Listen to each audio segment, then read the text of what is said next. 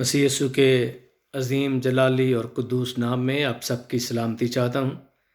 कलाम मुक़द्दस में से हम पढ़ेंगे 121वां ज़बूर पहली आयत से, यानी ज़बूर नंबर 121 पहली आयत से।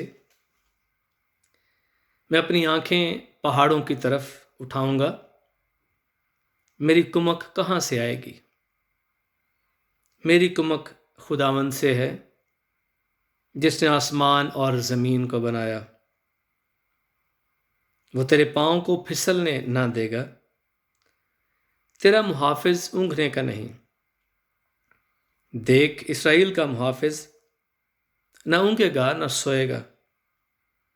खुदावंद तेरा मुहाफ़िज़ है, खुदावंद तेरे दाहिने हाथ पर तेरा साहिबान है। न आफ़ताब दिन को तुझे ज़रर पहुँचाएगा, न महताब रात को। खुदावंद हर बला से तुझे महफूज रखेगा, वह तेरी जान को महफूज रखेगा। खुदावंद तेरी आमदरफ्त में अब से हमेशा तक तेरी हिफाजत करेगा। खुदावंद की बरकत कलाम मुक़द्दस के पढ़े और सुने जाने पर हो, आमीन। ये ज़बूर जो अभी हमने तलावत किया है, हम अक्सर इसको गाते भी हैं। बड़ा मशहूर ज़बूर है। अखियाँ चुकना हमें वल पहाड़ा, मदद लई मैं किसनू पुकारा। और ये ज़बूर जो 120वें ज़बूर से लेकर 134वें ज़बूर तक 15 ज़बूर हैं, इन पर एक जो सरनामा लिखा हुआ है आप पढ़ सकते हैं। वहाँ लिखा है कि मालूत यानी हैकल की ज़ियारत का गीत।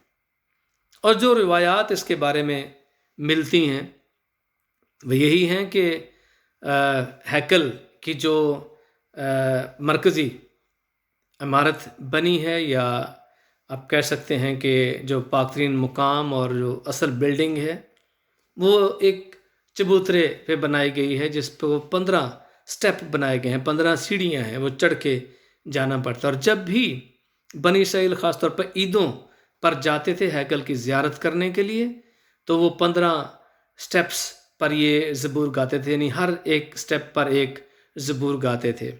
तो इस तरह से वो आगे बढ़ते हुए खुदावंद की मदह सराई करते चले जाते थे। तो ये भी रिवायत पाई जाती है। उसके साथ साथ मार्टिन लूथर ये कहता है कि इसका मतलब वो उसको एक फ्रेज़ देता है कि बुलंदी पर बैठी हुई मदह सराओं की एक जमात है, गिरोह है, जो ये ज़बूर गाती थी।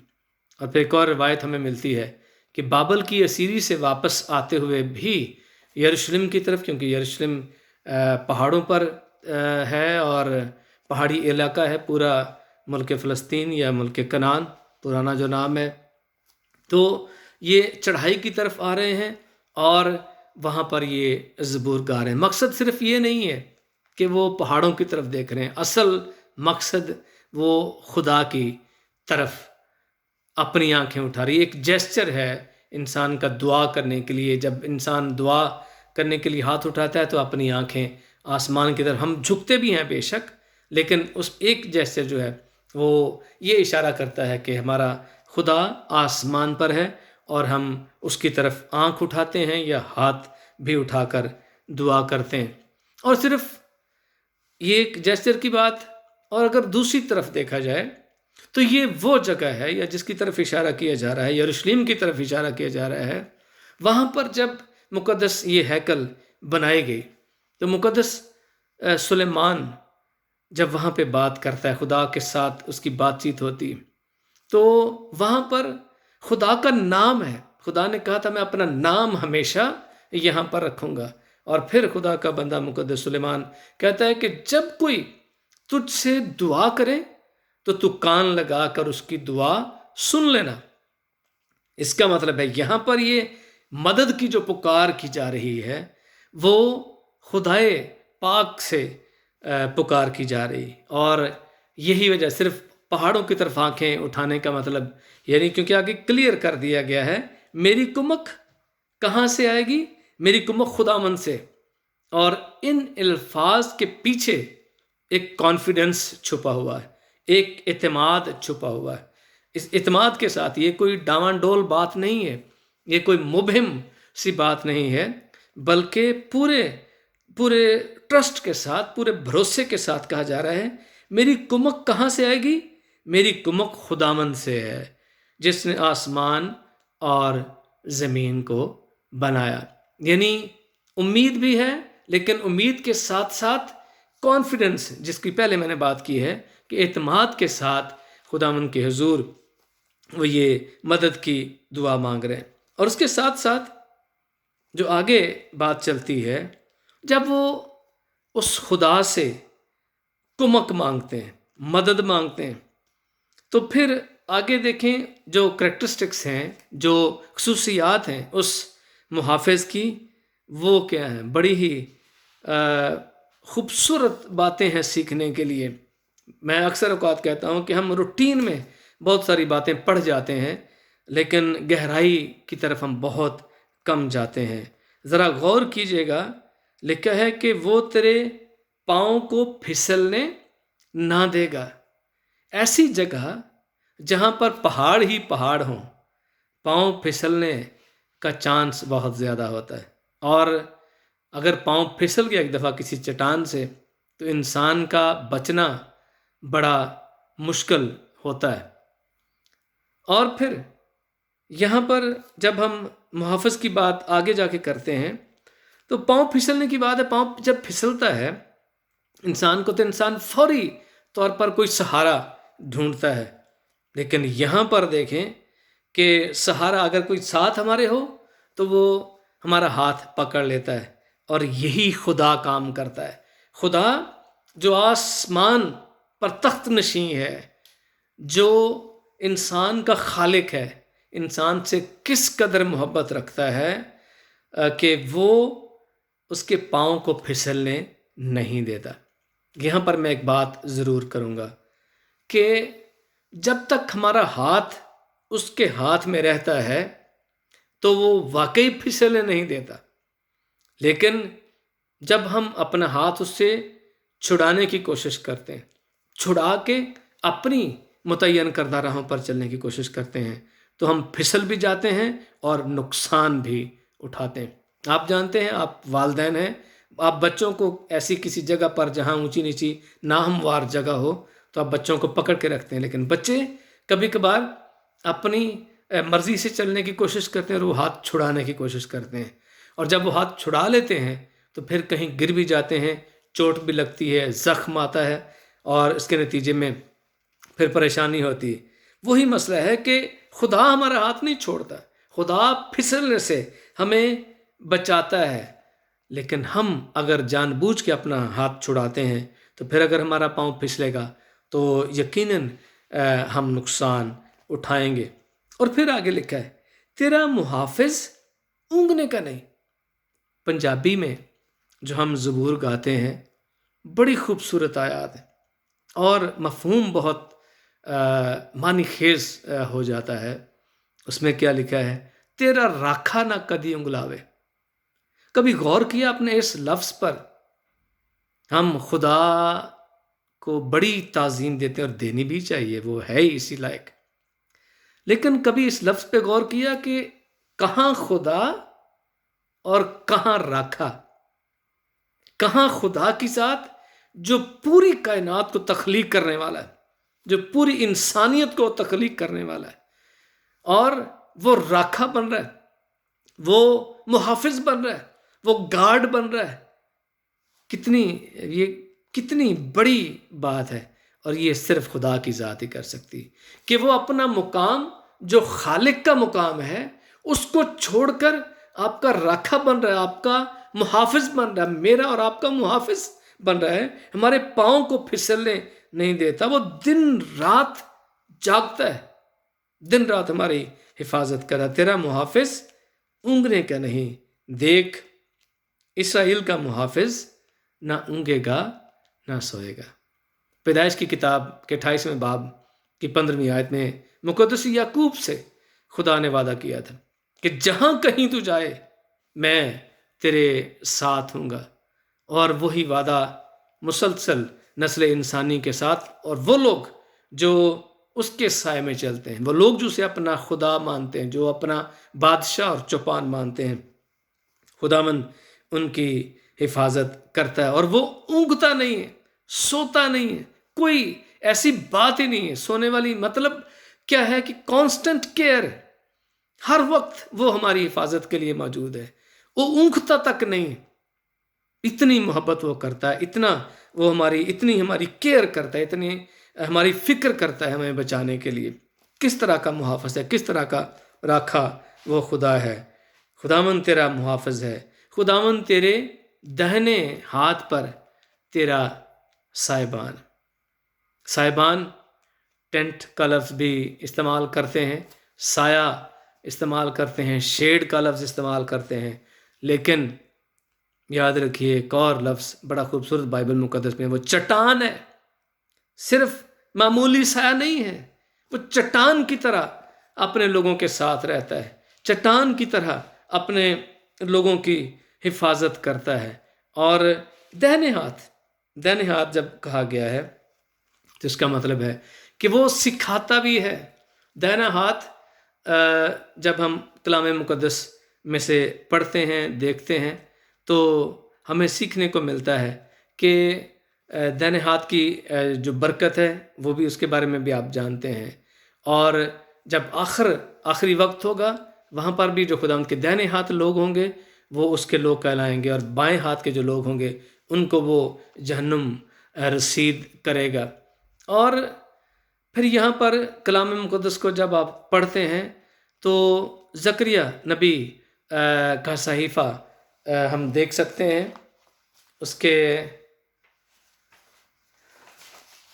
اس میں وہاں پر جو ذکر پایا جاتا ہے وہ ابلیس کے بارے میں کہ شیطان جو ہے وہ کھڑا ہے دہنے ہاتھ تباہ کرنے کے لیے، نقصان پہنچانے کے لیے۔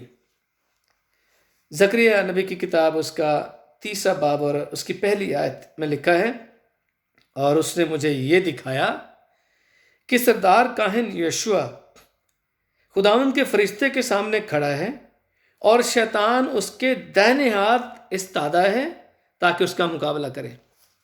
شیطان مقابلہ کرنے کے لیے، شیطان جنگ کرنے کے لیے، شیطان نقصان پہنچانے کے لیے دائنے ہاتھ کھڑا، لیکن خداوند دائنے ہاتھ پہ کھڑا ہے ہمیں بچانے کے لیے، سائبان بن کر، ہمارا شیلٹر بن کر، شیڈ بن کر، چٹان بن کر ساتھ کھڑا ہے۔ اس طرح سے وہ ہمیں نقصان سے بچاتا ہے۔ زبور 91 آپ پڑھتے ہیں، بڑا ہی خوبصورت زبور ہے، خداوند کی جو پروردگاری ہے، جو اس کی پروٹیکشن ہے، جو اس کی حفاظت ہمارے لیے ہے۔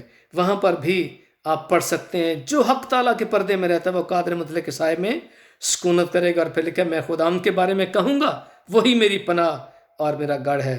اور آگے لکھا ہوا ہے اور ساری باتیں کہ وہ تجھے صیاد کے پھندے سے چھڑائے گا، مہلک وبا سے چھڑائے گا۔ ابلیس جو پریشانیاں لاتا ہے، ابلیس جو پریشان کرتا ہے، ابلیس جو تباہ کرتا ہے انسان کو اور راغب کرتا ہے گناہ کی طرف، اور مختلف طرح کی بیماریوں میں بھی مبتلا کر سکتا ہے، خداوند اس سے بچانے کے لیے ہمیں ہمارے دائنے ہاتھ کھڑا رہتا ہے۔ اس طرح کا وہ محافظ ہے۔ بڑی ہی تسلی آمیز باتیں، ہمارا خدا ہماری فکر کرتا ہے، اور کیا اس نے اپنا سٹیٹس ہی تبدیل کر دیا۔ وہ جو خالق ہے وہ راکھا بن رہا ہے، وہ محافظ بن رہا ہے، وہ گارڈ بن رہا ہے، اور بنا ہے یقیناً، اور وہ حفاظت کرتا ہے۔ اور پھر آگے آپ دیکھیں گے تو یہاں پہ لکھا ہے، نہ آفتاب دن کو تجھے ضرر پہنچائے گا، نہ مہتاب رات کو۔ آفتاب دن کو ضرر پہنچا نہیں سکتا، مہتاب رات کو نہیں ضرر پہنچا سکتا۔ آفتاب یعنی سورج دن کو جو اس کی تپش ہوتی ہے، یا فائدہ مند تو ہے اپنی جگہ پہ، لیکن یہاں پر وہ اس صورت میں کہا گیا ہے جب سورج نقصان پہنچاتا ہے۔ اور کیا لکھا ہے یہاں پر کہ نہ سورج نقصان پہنچا سکتا ہے، نہ چاند نقصان پہنچا سکتا ہے۔ اس کو اگر آپ بت پرستی کے معنی میں لے جائیں، یا جو ستاروں کا علم رکھتے ہیں اس کے بارے میں بھی آپ بات کر سکتے ہیں کہ کسی بھی طرح سے سورج اور چاند جو ہیں وہ انسان کو نقصان نہیں پہنچا سکتے۔ اور پھر آگے لکھا ہے، خداوند ہر بلا سے تجھے محفوظ رکھے گا۔ اور یہاں پر پھر اگر آپ زبور 91 کو تھوڑا سا دیکھ لیں تو وہاں پر ہمیں اس کے مطابق جو آفتاب اور مہتاب کی بات ہے ہم یہاں پر دیکھ سکتے ہیں کہ تو نہ رات کی ہیبت سے ڈرے گا، نہ دن کو اڑنے والے تیر سے، نہ اس وبا سے جو اندھیرے میں چلتی ہے، نہ اس ہلاکت سے جو دوپہر کو ویران کرتی ہے۔ اور پھر آگے لکھا ہے تیرے آس پاس 1,000 گر جائیں گے اور تیرے دائنے ہاتھ کی طرف 10,000، یعنی کچھ بھی ہو جائے خداوند اپنے لوگوں کی حفاظت کرتا ہے۔ نہ دن کو اڑنے والے تیر نقصان پہنچا سکتے ہیں، نہ وہ وبا جو اندھیرے میں ہلاکت کا باعث بنتی ہے وہ نقصان پہنچا سکتے، کیونکہ ہمارا خداوند ہمارے دائنے ہاتھ پر ہمارا سائبان ہے۔ اسی طرح سے جیسے بنی اسرائیل کی اس نے بیابان میں حفاظت کی اور مدد کی، رہنمائی کی، اور اس میں آپ کو پتہ ہے دن میں خداوند بادل کے ستون میں سایہ کرتا تھا، رات کو آگ کے ستون میں ان کی رہنمائی کرتا تھا، ویسے ہی خدا اب آج ہماری بھی حفاظت کرتا ہے اور ہمارے ساتھ رہتا ہے اور ہر بلا سے محفوظ رکھتا ہے۔ پھر لکھا ہے وہ تیری جان کو محفوظ رکھے گا، خداوند تیری آمد و رفت میں اب سے ہمیشہ تک تیری حفاظت کرے گا۔ یہ خداوند کا وعدہ ہے، یہ خداوند کا وعدہ ہے، اور یہ یقین کے ساتھ خدا کا بندہ یہاں پر بیان کر رہا ہے مقدس داؤد۔ اور یہاں پر جب ہم سیکھتے ہیں تو ہمیں بھی کچھ ایسا ہی رسپانس خداوند کو دینا ہے، کیونکہ استثناء کی کتاب جب ہم پڑھتے ہیں تو وہاں پہ لکھا تو اندر آتے وقت بھی مبارک ہوگا، تو باہر جاتے وقت بھی مبارک ہوگا، تو شہر میں بھی مبارک ہوگا، تو کھیت میں بھی مبارک ہوگا۔ اور ایک اور جو اسکالر ہیں وہ کہتے ہیں کہ باہر اور اندر جانے کا مطلب ہے کہ جب تو کلام سیکھنے کے لیے، شریعت سیکھنے کے لیے اندر آئے گا، خدا کے گھر میں آئے گا، تب بھی تو مبارک ہوگا، اور جب باہر جائے گا تب بھی تو مبارک ہوگا۔ یعنی آمد و رفت کا مطلب وہ کلام جو سیکھا ہے جب اس کو آپ نے آگے پہنچانا ہے، خدا ان تب بھی آپ کی مدد کرے گا اور حفاظت کرے گا۔ یہ خدا کا وعدہ ہے، اور خدا کے اور بہت سارے وعدے ہیں۔ یہاں پر تو میں نے جس بات پہ زور دیا ہے کہ خدا جو خالق ہے وہ ہمارا راکھا بن رہا ہے، محافظ بن رہا ہے، اور وہ نہ اونکتا ہے نہ سوتا ہے، نہ وہ ہمارے پاؤں کو پھسلنے دیتا ہے، بلکہ دہنے ہاتھ پر وہ چٹان کی طرح کھڑا ہے کہ وہ ہماری حفاظت کرے اور ہمیں ابلیس کی چالوں سے بچائے، ہمیں پریشانیوں سے بچائے۔ اور پھر یہ جو بلا ہے اس کا مطلب آپ پرسیکیوشن سے بھی لے سکتے ہیں، جو بھی پریشانیاں مسیحوں کے ساتھ آتی ہیں خداوند ان سے بچا سکتا ہے۔ بے شک وہ پرسیکیوشن ہمارے لیے لازمی بھی ہے، لیکن بلا وجہ کی جو پریشانیاں ہیں خداوند ان سے بچاتا ہے، اور خداوند سائبان ہے، اور سائبان ایک طرح سے چٹان کی طرح وہ ہماری حفاظت کرتا ہے۔ شیطان جو ہمیں تباہ کرنے کی کوشش کرتا ہے خداوند اس سے، اس کی چالوں سے ہمیں محفوظ رکھتا ہے۔ اور خاص طور پر اس میں سیکھنے کی بات بھی ہے کہ خداوند سکھاتا بھی ہے، وہ ٹیچ کرتا ہے، وہ اس طرح کا محافظ ہے کہ دہنے ہاتھ کھڑا ہو کے میں درست راستہ بھی وہ دکھاتا ہے۔ اور زبور 91 جب ہم پڑھتے ہیں تو وہاں پہ دیکھیں لکھا ہے 10ویں 11ویں آیات، 2 آیات پڑھوں گا، تجھ پر کوئی آفت نہیں آئے گی، کوئی وبا تیرے خیمے کے نزدیک نہ پہنچے گی۔ یہ وہی رکھا ہے، یہ اسی کا کلام ہے اور اسی کی بابت بات کی جا رہی ہے۔ اور کیا آگے لکھا ہے؟ کیونکہ وہ تیری بابت اپنے فرشتوں کو حکم دے گا کہ تیری سب راہوں میں تیری حفاظت کریں۔ اب اس آیت کو ہم بہت سارے بائبل کے جو مفکرین ہیں وہ مسیح یسوع کے ساتھ یقیناً جوڑتے ہیں کہ یہ خداوند یسوع مسیح کے لیے بالکل آپ بجا فرماتے ہیں، کہ یہاں پر جب ہم یہ بات کر رہے ہیں تو اس کو ہم لٹرل معنوں میں اپنے لیے دیکھیں تو پھر کیا ہوتا ہے؟ تجھ پر کوئی آفت نہیں آئے گی، کوئی وبا تیرے خیمے کے نزدیک نہ پہنچے گی، کیونکہ وہ تیری بابت اپنے فرشتوں کو حکم دے گا۔ کتنی بڑی بات ہے! اگر اس کو ہم اپنے اوپر اس کا اطلاق کرتے ہیں تو کتنی خوبصورت بات لگتی ہے کہ خداوند اپنے فرشتوں کو حکم دے رہا ہے کہ وہ ہماری حفاظت کریں گے، اور یہ خدا کا وعدہ۔ پھر زبور 91 ہی کی بڑی یہ آگے خوبصورت آیات ہیں، آخری جو آیات ہیں 14ویں 15ویں اور 16ویں یہ جو آیات ہیں یہ بڑی ہی تسلی آمیز الفاظ ہیں یہاں پر کہ چونکہ اس نے مجھ سے دل لگایا اس لیے میں اسے چھڑاؤں گا، چونکہ اس نے مجھے دل لگایا. یعنی جب ہم اس کو اپنا راکھا مان لیتے ہیں، محافظ مان لیتے ہیں، تو پھر خداوند ذمہ دار بن جاتا ہے. وہ ذمہ دار ہے آلریڈی، لیکن جب ہم اپنے آپ کو اس کے سپرد کرتے ہیں، اس کی حفاظت میں، اس کی پروٹیکشن میں دے دیتے ہیں، تو وہ حفاظت کرتا ہے. اور پھر کیا لکھا ہے؟ میں اسے سرفراز کروں گا کیونکہ اس نے میرا نام پہچانا ہے. بنی اسرائیل کو ہی خدا نے سرفراز نہیں کیا، اور بہت سارے لوگوں کو سرفراز کیا ہے، اور خداوند ہمیں بھی سرفراز کرتا ہے.